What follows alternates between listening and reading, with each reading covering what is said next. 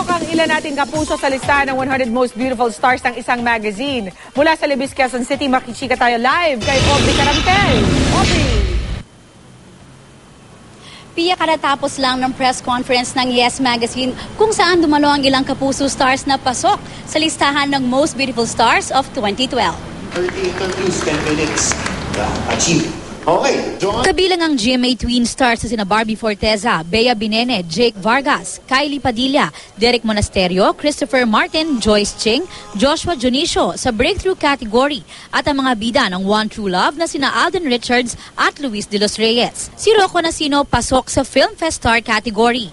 Sa newbie category, magkakasama sina Sara Labati, Julian San Jose, Max Collins, Janine Gutierrez, Winwin Marquez at Ina Asischo.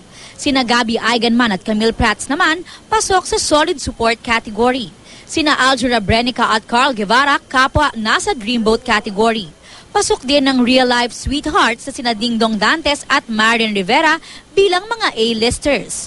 Sa primetime category, napili sina Bianca King, Heart Evangelista, Chris Bernal, Carla Abellana, Sid Lucero at Lovie Poe. Sina Julia Clarete, Jeneline Mercado at LJ Reyes pasok sa Hot Mama category. Nasa Reliables category sina Vic Soto, Vilma Santos at Nora Honor.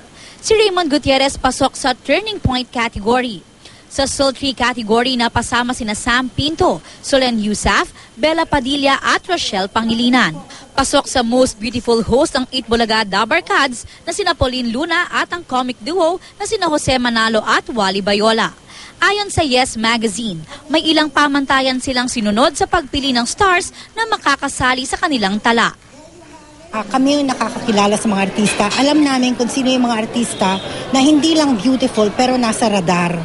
Yung bang pinag-uusapan, mainit, o nasa primetime, o mga endorsers sila. Alam mo na may impact sila sa showbiz landscape sa ngayon. Pia, ayon sa Yes Magazine, bagaman may pagka-subjective daw ang kanilang pagpili, ay wala raw nag-influensya sa kanila kung sino-sino ang makakapasok na mga artista sa 100 Most Beautiful Stars. Back to you, Pia. Maraming salamat, Aubrey Carantel.